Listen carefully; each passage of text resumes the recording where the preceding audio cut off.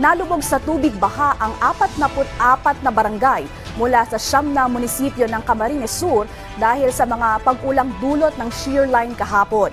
Ang detalye sa balitang pambansa ni Nino Luces ng PTV Legazpi. Nino? Maganda na ang lagay ng panahon dito sa lalawigan ng Albay at sa iba pang lugar sa Kabikulan ngayong araw.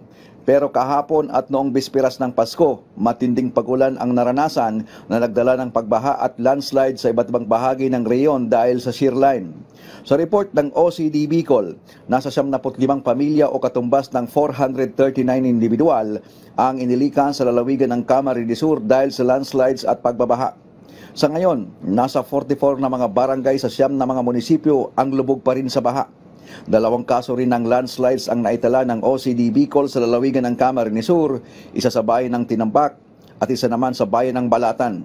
May mga kalsada ring hindi madaanan dahil sa pagbaha sa lalawigan ng Camarines Sur. Samantala, balik one-lane traffic uli ang sitwasyon ng trapiko sa 3 sections ng kalsada sa Andaya Highway na sakop ng bayan ng Lupi sa Camarines Sur matapos masira dahil sa tuloy-tuloy na malakas na pagulan na naranasan kahapon.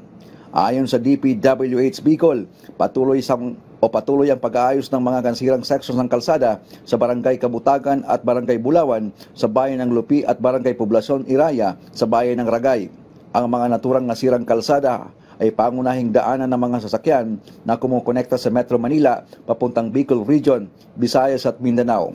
Ayon naman kay PNP Bicol Director Police Brigadier General Andre P. Dizon, nakikipagtulungan na sila sa DPWH Bicol upang maging maayos ang daloy ng trapiko lalo't pang dagsa ang mga bakasyonista ngayong papalapit ang bagong taon. Aniya, nasa 200 na personal ng PNP ang nakalatag upang masiguro ang maayos na trapiko sa lugar. Sa report ng PNP Bicol, isa ang namatay sa bayan ng Daet matapos malunod sa dagat habang nagdiriwang ng Kapaskuhan. Mula sa PTV Legazpi, Nino Luces, Balitang Pambansa. Maraming salamat, Nino Luces.